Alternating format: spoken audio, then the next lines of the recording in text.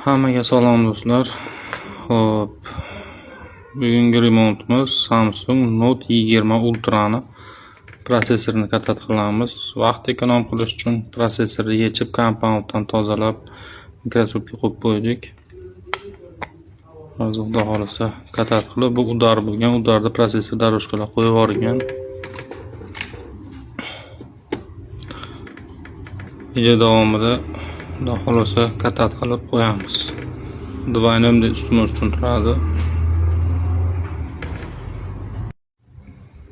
Bu prosessor katat qilinmagan, tozalangan holati.